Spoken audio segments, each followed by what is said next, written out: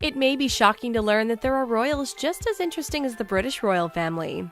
Though they may not get as much airtime as their British counterparts, the Swedish royal family is certainly worthy of the spotlight. From scandals and affairs to royal weddings and babies, they sure know how to keep the tabloid headlines interesting. So, what's up with this gorgeous royal family you know nothing about?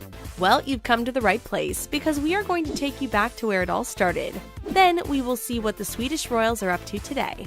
To truly understand the Swedish royal family, you have to start from the beginning. The current ruling family stems from a family tree that was established in 1763. That's when King Carl XIV Johan, or his real name Jean-Baptiste Bernadette, was born. This is where it gets a little confusing. Jean-Baptiste Bernadette didn't become King Carl XIV Johan until many years later in 1818. And you might be surprised to learn he was actually French. The first king of Sweden, at least in the most current family, received his crown thanks to his military career and the French Revolution. It also helped that when he was elected king, that's right, he was actually elected, that he had a son that would replace him after his passing. So when he passed away at the age of 81 due to a stroke, his son Oscar was there to take over. Okay, we don't want to bore you with the rest of the family history, we just think it's important to know that the current ruling family is of French descent and have a relatively modern family tree, especially when you compare them to the British royal family. Now, let's get to the present Swedish royal family, shall we? King Carl XVI Gustaf rules the current group of royals gallivanting around Sweden. Let's just say, if you have any clue about Prince Philip's and Prince Charles' infidelities, they don't even compare to what's been said about King Carl XVI Gustaf. His life story has a tragic beginning. When he was just 9 months old, his father passed away in a plane crash, which meant he was the next in line for the throne after his grandfather. This was something that loomed over the young prince's whole life. Could you imagine knowing at the age of 5 that you are one step away from ruling a country? And as it panned out, that's precisely what happened in 1973 when he inherited the crown from his grandfather. Thankfully, he was well into his 20s at that point. Throughout his life, it was apparent that King Carl was a reluctant heir to the crown. It was also even more clear that the people in Sweden didn't really respect him. There were stories of him partying and running around like a crazy bachelor. That all seemingly stopped in 1972 when he met his now wife, Queen Sylvia, at the Summer Olympics. She was the first Swedish queen to ever have a real career before becoming a royal. In other words, she was a commoner. One of the craziest things about this notion is that King Carl's 3 older sisters lost their royal status when they married commoners, and if the current laws were established back in 1973, King Carl XVI wouldn't even be king, which may have something to do with why he changed the law in the first place. In the years since being crowned the King of Sweden, King Carl XVI has been rattled with scandal and praise. For one, he got rid of the rule that the first male born to the king and queen would be next in line for the throne. Instead, it would go to the firstborn child. The rule changed all the way back in 1980, which meant the couple's daughter, Princess Victoria, would take the crown after her father.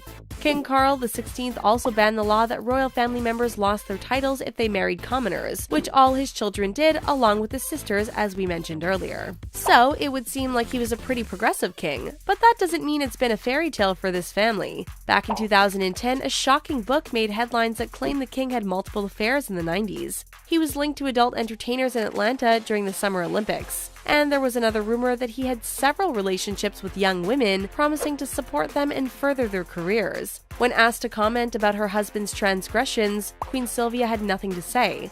But that could be because she has a pretty shocking past as well. In the same year that the book spoke of her husband's affairs, a documentary shed light on the Queen's family history. According to the program, Queen Sylvia's father was a part of a controversial German World War II political party. You can probably guess which one we are talking about. The Queen is of German descent, but was raised in Brazil. Her family moved back to Germany in 1930 and made a fortune thanks to the war. The Queen has spoken about this before, saying her father only joined the party to keep them out of trouble. She claims she didn't line up with their political beliefs. She also didn't make any more comments, but did seem to regret his affiliation with the party. In fact, she didn't even know anything about it until she was older, and she never was able to confront her father about this controversial past. Now that we've learned all about their parents, let's take a look at the next generation to take the throne in Sweden. First, we'll start with the lady in line for the crown, Crown Princess Victoria. Though her parents have caused quite a stir over the years, Crown Princess Victoria seems to be a fan favorite. Thanks to the law passed by her father, she will take over the crown when he decides to step down or passes away. She gave her first public speech at the tender age of 18, and ever since, Swedish people can't get enough of her. She has openly discussed the pressure to be perfect and how she once battled an eating disorder. There is something very relatable about Crown Princess Victoria. Sure, she went to Yale and is in fact Swedish royalty, but she's dealt with issues like dyslexia that you don't always associate with royalty. And there's the fact that she's also got herself a relatively normal husband, Daniel Westling. The pair started dating all the way back in 2002 when he was a personal trainer at a gym in Stockholm. Could you imagine the shock? It was speculated that her father wasn't a fan, and the tabloids ripped him to shreds any chance they could. Despite that, the couple powered through and ended up marrying in 2010. That night, Daniel Westling graduated to Prince Daniel. Crown Princess Victoria and Prince Daniel weren't the only royal couple to rock the boat with their relationship. Back when he was one of Sweden's most eligible bachelors, Prince Carl Philip, the middle child of the king and queen, was also making headlines. After ending a long-term relationship, he fell into the arms of an ex-model turned yoga instructor, Sofia Hellqvist. She also happened to be a reality TV star as well, but the most scandalous event from her past involved a topless photo and a python. We will just let you imagine that one, but needless to say, it didn't go over well with the Swedish people, and once again, another royal relationship was tested. Though she had all the makings of stirring up the royal court, Princess Sofia was actually welcomed with open arms. According to the Crown Princess, she and Princess Sofia are the best of friends, and now that they are giving Kate and Meghan a run for their money, it's easy to see why. They are always seen together, and they are impeccably chic. That could be why when Prince Carl Philip and Princess Sofia became husband and wife in 2015, there were no protests. Plus, they both looked utterly gorgeous. Anyone else having wedding envy? The youngest of the king and queen's children is Princess Madeline. While her brother and sister were falling in love and keeping love, this princess was having a rough time. She and her long-term boyfriend were engaged in 2009, but that didn't last long. By early 2010, the wedding was called off because her prince-to-be cheated on her during a ski trip.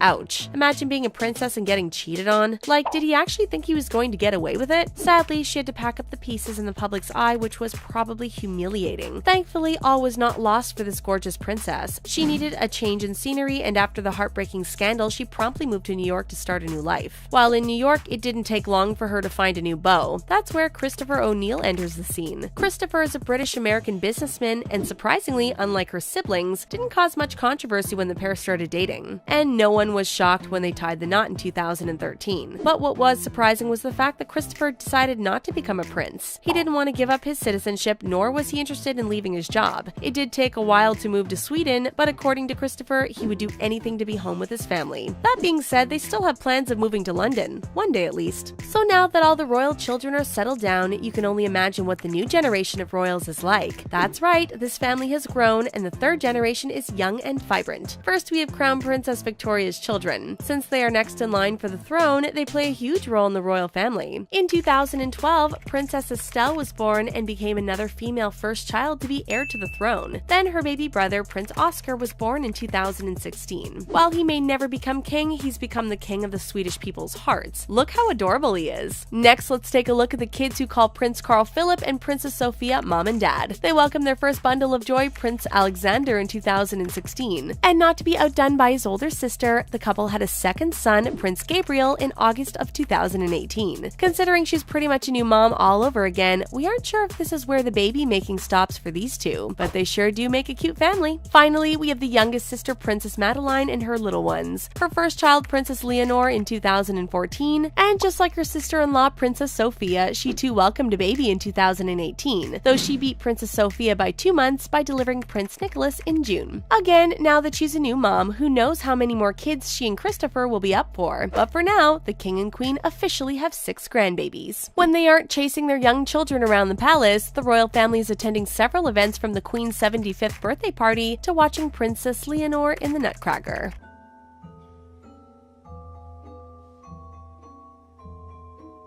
See, they are just like us, which is probably why the Swedish royal family has caused a significant stir on everyone's radars. This family's the perfect replacement if you're getting sick of how untouchable the British royal family seems. At least they will keep us entertained until we see Prince Harry and Meghan's little ones. Harry. Will you take Meghan to be your wife? So, what's next for this exciting family? We are sure there will be more scandals, photo ops, and jet setting. We can be even more confident that the world will start paying closer attention to the Swedish royal family. Considering how much screen time they are getting these days, could we see a reality show in their future? They already have an ex-reality TV star in their ranks. Okay, we are probably getting ahead of ourselves, but we can dream, can't we? Until then, our eyes will be glued to our computer screens to see every move this chic royal family makes. What do you think of the Swedish royal family? Are you a fan, and will they take over the world as the favorite royal family to watch? Tell us what you think in the comments section below, and while you're at it, don't forget to give this video a big thumbs up. Thanks for watching, and subscribe to the Taco for more awesome videos like this.